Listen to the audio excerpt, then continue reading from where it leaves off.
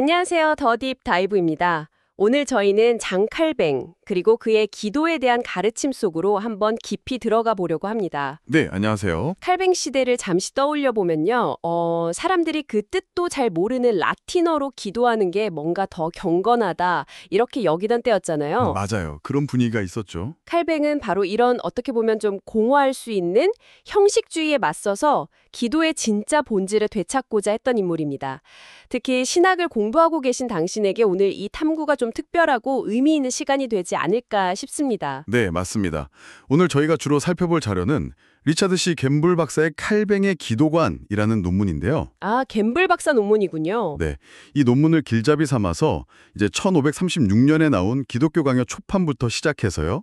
1559년 최동판까지 또 그 사이에 나온 칼뱅의 여러 주석이나 설교들을 넘나들면서 그의 생각이 어떻게 다듬어지고 또 깊어졌는지 그 여정을 한번 따라가 보려고 합니다. 그러니까 단순히 한 시점의 생각이 아니라 그 발전 과정을 쭉 따라가는 거네요. 그렇죠. 칼뱅이 추구했던 기도의 개혁이라는 게 과연 무엇이었는지, 그리고 그게 오늘 신학을 공부하는 당신의 신앙과 또 학문적인 연구에 어떤 울림을 줄 수 있을지, 이걸 발견하는 게 오늘 저희의 목표라고 할 수 있겠습니다. 좋습니다. 그럼 바로 시작해보죠. 1536년 기독교 강요 초판이요. 이때 칼뱅이 27살 아주 젊은 나이였는데도 벌써 그 내용의 깊이가 남달랐다고 평가받잖아요. 네, 정말 그렇죠. 27이라고는 믿기지 않을 정도의 통찰과 또 문장력도 아주 뛰어났죠. 그때 핵심 사상이 그리스도 밖에서는 우리가 비참하지만 그분 안에서는 완전한 행복과 온갖 보화를 누릴 수 있다는 거였는데 이게 기도와는 어떻게 연결이 될까요? 칼뱅은 바로 이 초판에서 기도의 아주 기본적인 원칙들을 명확하게 제시합니다. 첫째는 내 영광, 내 만족을 구하려는 생각을 버려야 한다는 거예요. 자기 중심성을 버려라. 네. 그리고 둘째는 자신의 그 비참한 부족함을 정말 뼈저리게 느끼고 하나님께 필요한 것을 간절히 구해야 한다는 거죠. 아, 자신의 상태를 정직하게 인식하는 것. 그렇죠. 그리고 무엇보다 중요한 것은 기도는 우리의 믿음처럼 그냥 막연한 감정이 아니라 하나님의 약속에 근거해야 한다는 점입니다. 그리고 반드시 그리스도의 이름으로 드려져야 하고요. 이게 기도의 기초라고 본 거죠. 그렇군요. 그런데 당시에는 성인들에게 대신 기도해달라고 하는 그런 중보기도 관행이 꽤 널리 퍼져 있었잖아요. 칼뱅은 여기에 대해서는 상당히 단호했던 걸로 아는데요. 네, 아주 단호했습니다. 칼뱅은 그런 식의 기도는 그리스도께서 우리의 유일한 중보자 되신다는 사실을 아주 심각하게 모독하는 행위라고 봤어요. 모독이다. 네, 뿐만 아니라 하나님 나라를 마치 무슨 인간 세상의 권력 구조처럼 뭐랄까 어리석고 육신적으로 이해하게 만들고 결국에는 그리스도와 또 그분을 보내신 아버지를 욕되게 하는 거라고 아주 강하게 비판했죠.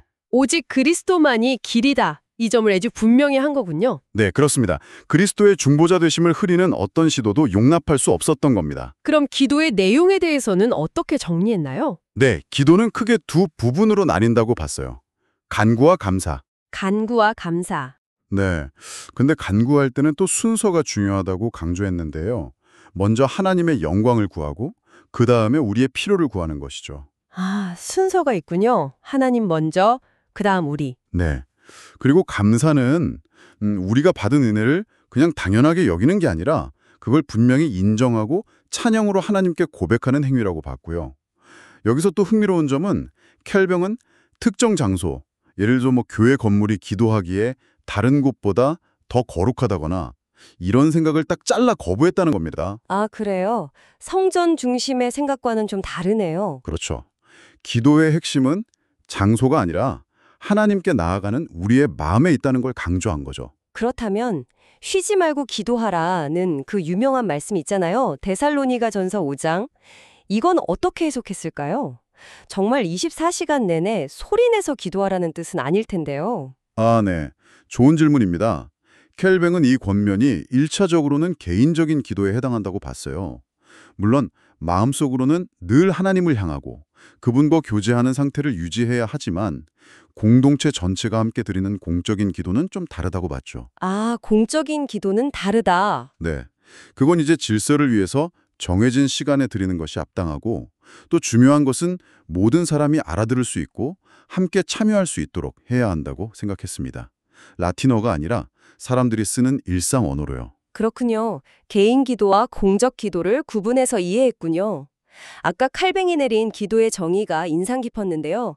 마음속 깊은 곳의 감정이며 마음을 살피시는 하나님 앞에 그것을 쏟아놓는 것이라고요. 네, 그 표현이 참 좋죠. 흔히 칼뱅주의 하면 뭔가 차갑고 이성적이고 엄격한 그런 이미지를 떠올리기 쉬운데 기도의 핵심에 마음과 감정을 두었다는 점이 좀 의외이면서도 굉장히 중요하게 들립니다. 바로 그 점이 정말 중요합니다. 뭐랄까 얼어붙은 선택받은 자 같은 그런 고정관념과는 전혀 다른 모습이죠. 칼뱅에게 기도는 결코 메마른 의무가 아니었어요. 마음 깊은 곳에서 우러나오는 진실한 감정을 하나님께 솔직하게 쏟아내는 행위였죠. 물론 그렇다고 해서 감정에만 치우친 건 아니고요. 동시에 공적인 기도에서는 모든 사람이 명료하게 이해할 수 있도록 일상적인 언어를 사용해야 한다고 강조하면서 균형을 잡았습니다. 그러니까 뜨거운 마음과 명료한 이해, 이 둘 다를 놓치지 않으려고 했던 거죠. 균형 감각이 중요했군요. 좋습니다. 그럼 이제 1536년 초판에 담긴 주기도문 해설로 넘어가 볼까요? 칼뱅은 이걸 6가지 간구로 나누어서 설명했죠. 네, 뉴턴은 7가지로 봤는데 칼뱅은 6가지로 봤습니다. 그 첫 구절, 하늘에 계신 우리 아버지부터가 이미 아주 깊은 신학적인 의미를 담고 있는 것 같아요. 맞습니다. 우리가 하나님을 아버지라고 부를 수 있다는 것 자체가 사실은 그리스도를 통해서 우리가 하나님의 자녀로 입양되었다는 그 양자됨을 전제로 하는 거거든요. 그렇죠. 이건 세상의 어떤 부모의 사랑보다도 더 깊고 더 확실한 하나님의 사랑을 우리에게 상기시켜주죠.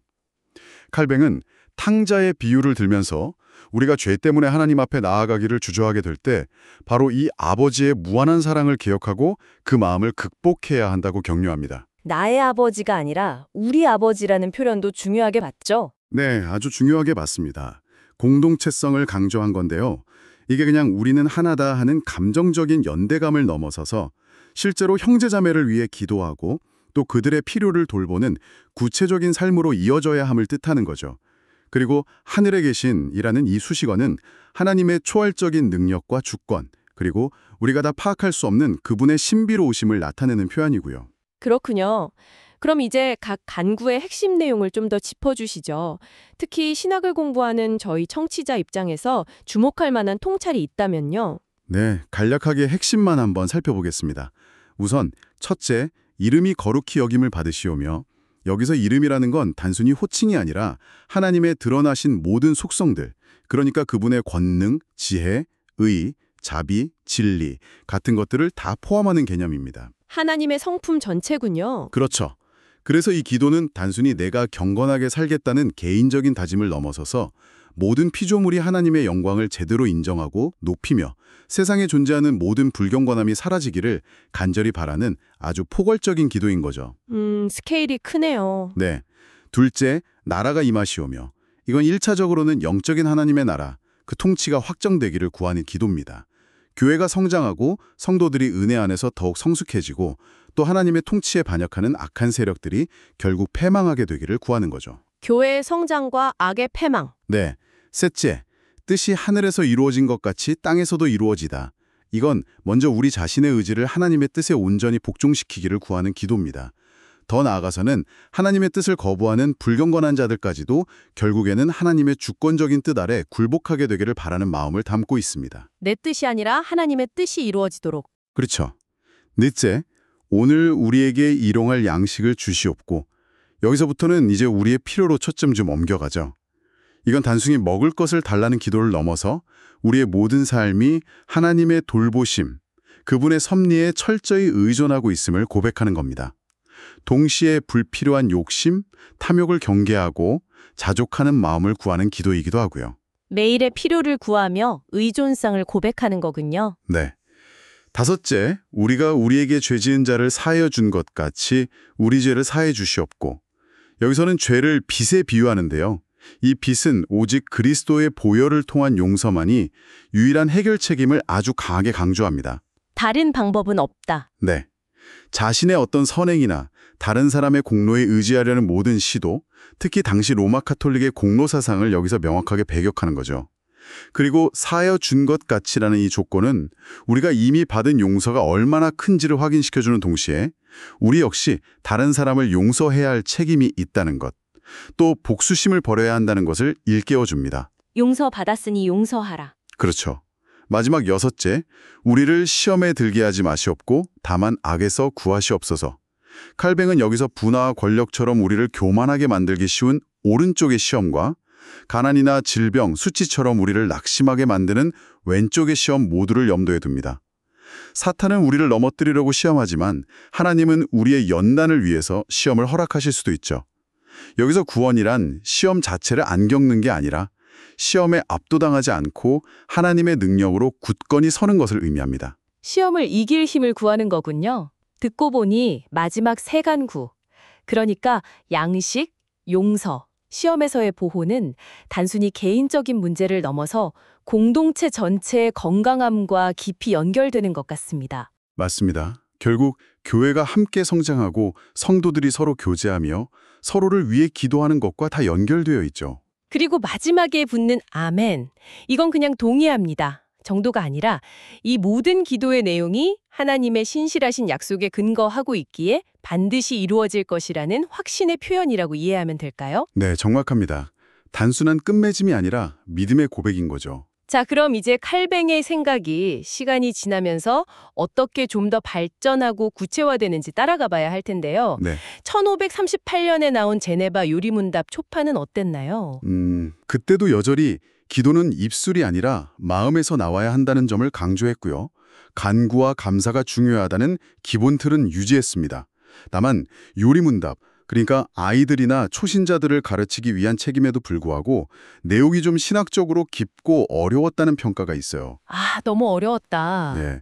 그래서 1542년에는 좀 더 쉬운 문답 형식으로 개선하고 또 실제 따라할 수 있는 모범 기도문 같은 걸 포함시킨 개정판이 나오게 됩니다. 그렇군요. 그리고 더 중요한 변화는 1539년 로마서 주석을 막 끝낸 직후에 나온 기독교 강요 2판에서 나타났다고요? 네, 아주 중요한 변화가 있었습니다.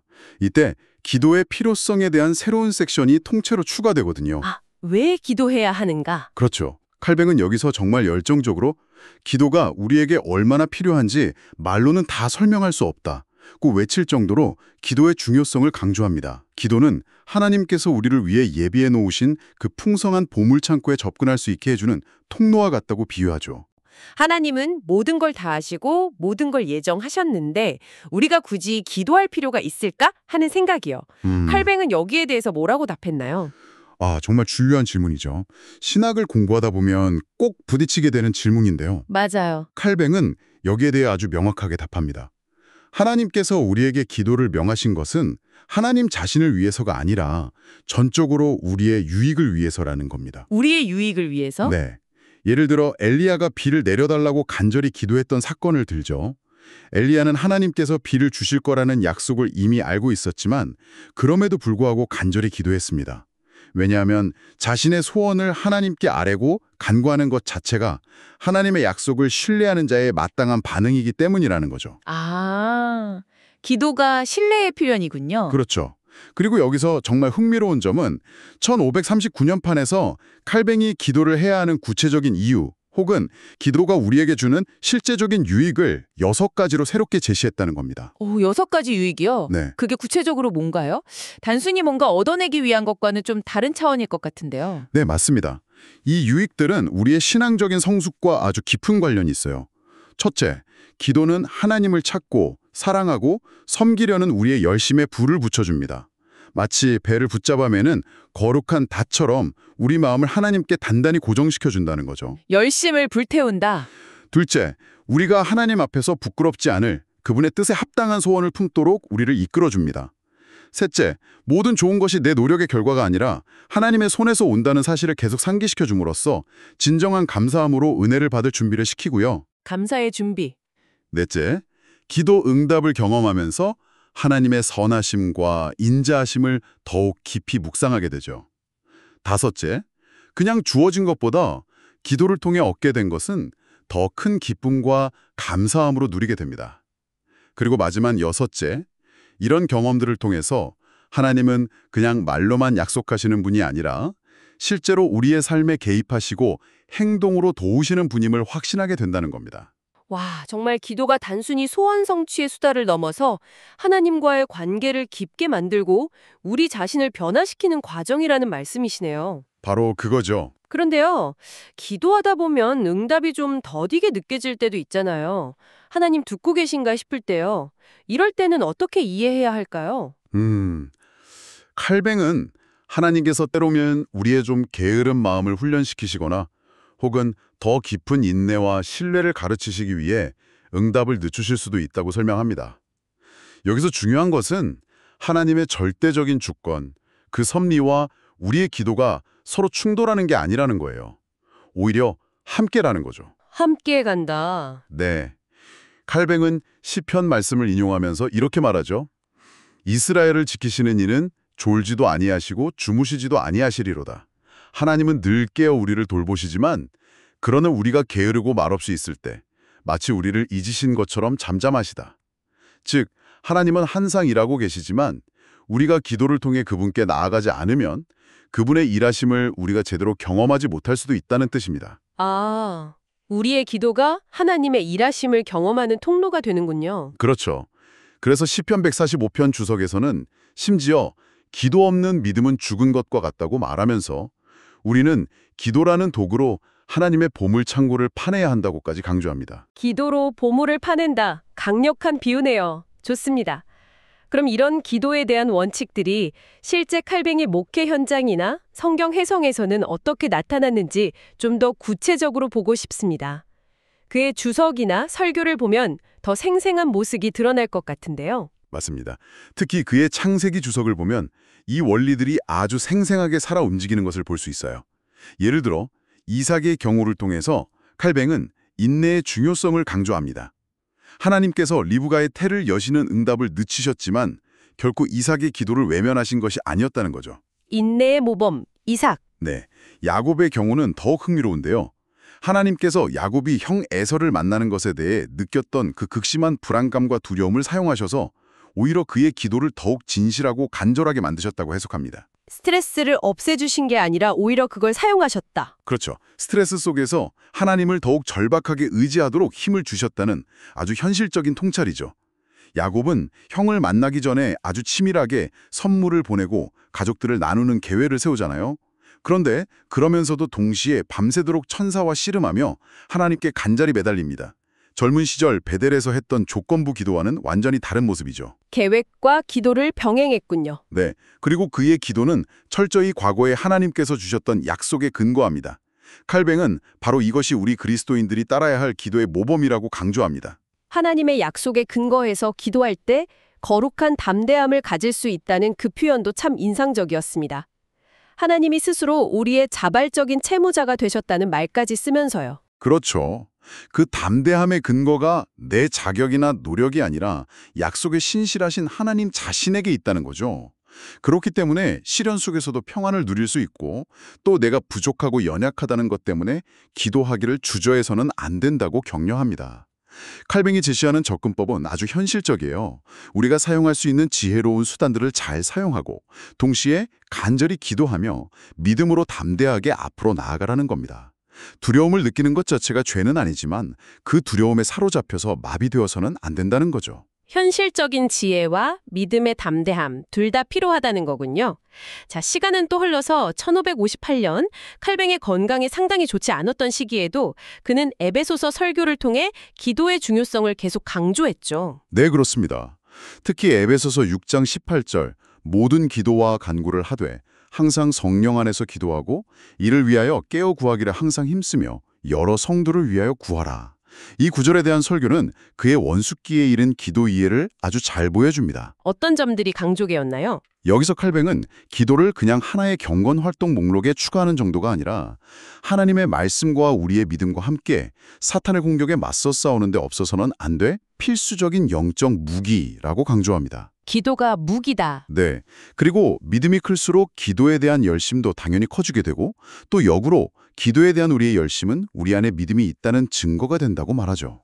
심지어 기도는 하나님께서 예비하신 그 풍성한 보물을 열 수 있는 열쇠와 같다고도 비유했습니다. 열쇠라는 비유도 강력하네요. 그의 설교 방식 자체도 참 주목할 만한데요. 성경 말씀을 그냥 학문적으로만 해설하는 게 아니라 청중들의 실제 삶에 와닿도록 아주 직접적이고 일상적인 언어로 풀어 설명합니다. 예를 들면 이런 식이죠. 친구들이요, 여러분은 아마 여러분 자신 안에서 이런 냉담함을 발견하게 될 것입니다. 스스로를 다그치고 격려하지 않으면 결코 기도하려 하지 않을 겁니다. 이렇게 마치 옆에서 직접 권면하듯이 말이죠. 와, 정말 생생하게 들리네요. 청중을 직접 부르면서요. 네, 모든 때에 기도하라는 것은 형통할 때도 기도해야 한다는 뜻이고 근신하여 기도하라는 것은 교만하지 않고 겸손하게 그러면서도 기쁨으로 기도해야 한다는 의미로 구체적으로 적용했죠. 알겠습니다. 그리고 마침내 1559년 그 유명한 기독교 강요 최종판이 나오면서 기도에 대한 부분이 그야말로 대폭 확장되었죠. 초판에서는 18쪽 분량이었는데 최종판에서는 70쪽까지 늘어났다고 하니 그만큼 칼뱅이 기도에 대해 더 깊이 생각하고 할 말이 많아졌다는 뜻일 텐데요. 어떤 내용들이 새롭게 강조되거나 확장되었나요? 항목을 하나하나 다 나열하기는 어려울 것 같고 핵심적인 변화나 주제를 중심으로 설명해 주시면 좋겠습니다. 네, 맞습니다. 70쪽이면 정말 방대한 분량이죠. 1559년 최종판에서 기도에 대한 부분이 깊어지고 확장된 것을 크게 세 가지 측면에서 볼 수 있을 것 같아요. 첫째는 기도의 실제적인 어려움들에 대해 훨씬 더 구체적으로 다루기 시작했다는 점입니다. 실제적인 어려움들이요? 예를 들면 어떤 건가요? 네, 예를 들어 기도하려고 앉으면 자꾸 딴 생각이 나고 마음이 산만해지는 문제 있잖아요. 아, 네. 누구나 겪는 문제죠. 칼뱅은 여기에 대해서 정신을 바짝 차리고 열심히 집중해야 한다고 아주 현실적인 조언을 합니다. 또 우리가 기도할 때 하나님이 허락하시는 범위를 넘어서는 뭐랄까 어리석고 악한 감정이나 이기적인 욕심을 그대로 쏟아내지 않도록 스스로 자제해야 하고 하나님 앞에서 두려워하는 마음, 즉 경외심을 가져야 한다고 강조하죠. 심지어 기도할 마음이 전혀 들지 않는 영적인 게으름에 대해서도 다룹니다. 그럴 때는 우리가 매일 하나님께로부터 받아야 하는 양식과 죄 용서가 얼마나 절실한지를 기억하는 것이 규칙적인 기도를 이어가는 데 동기부여가 될 수 있다고 말합니다. 와, 기도 중에 딴 생각하는 문제나 기도하기 싫을 때 어떻게 해야 할지에 대한 고민까지 다루었다니 칼뱅이 생각보다 훨씬 더 실제적인 목회자였다는 느낌이 드네요. 그렇죠. 아주 실제적이었죠. 두 번째 중요한 확장은 기도의 신학적인 기초를 더욱 깊이 파고들었다는 점입니다. 단순히 필요한 것을 아뢰는 수준을 넘어서 기도의 가장 중요하고 핵심적인 부분은 바로 죄의 용서를 구하는 것임을 이전보다 훨씬 더 강조합니다. 죄 용서가 핵심이다. 네. 그리고 우리의 기도가 응답받을 것이라는 확신은 내 노력이나 자격 때문이 아니라 오직 하나님의 자비와 그리스도의 공로에 근거해야 한다는 점을 분명히 하죠. 우리가 진정으로 자신의 죄를 깨닫고 통회할 때 비로소 그리스도의 은혜가 얼마나 놀랍고 사랑스러운지를 깊이 알게 된다고 설명합니다. 또한 우리가 하나님 앞에 나아갈 때 벌벌 떠는 공포심이 아니라 존경하고 사랑하는 마음에서 우러나오는 경외하는 두려움으로 담대하게 나아가야 한다고 권면하고요. 담대함과 경외심의 균형이군요. 네.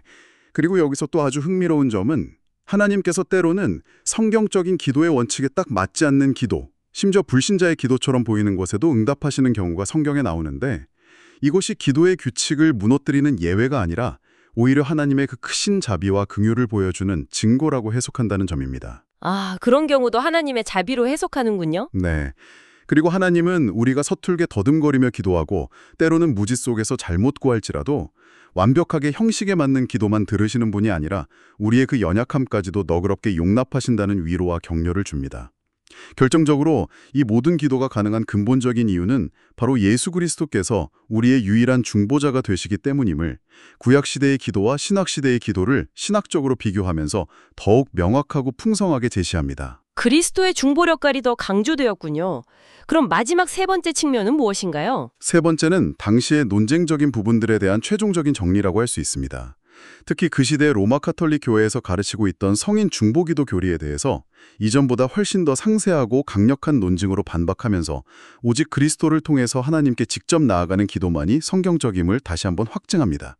주기도문 자체에 대한 해석에 새로운 아이디어가 추가된 것은 아니지만 전반적으로 기도의 실천적인 측면, 신학적인 깊이, 그리고 변증적인 명료함 모두에서 훨씬 더 원숙하고 풍성해진 내용을 담게 된 것이죠. 정말 수십 년에 걸친 칼뱅의 목회 경험과 성경 연구, 그리고 신학적인 고민과 성찰이 그야말로 집대성던 결과물이라고 할 수 있겠네요.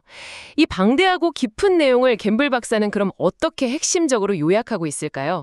오늘 저희의 이 깊은 탐구를 마무리하면서 신학을 공부하는 우리 청취자들이 꼭 기억해야 할 핵심 너겟은 무엇일지 궁금합니다. 네, 갬블 박사의 분석을 바탕으로 오늘 우리가 나눈 이야기의 핵심을 한 4가지 정도로 추려볼 수 있을 것 같습니다.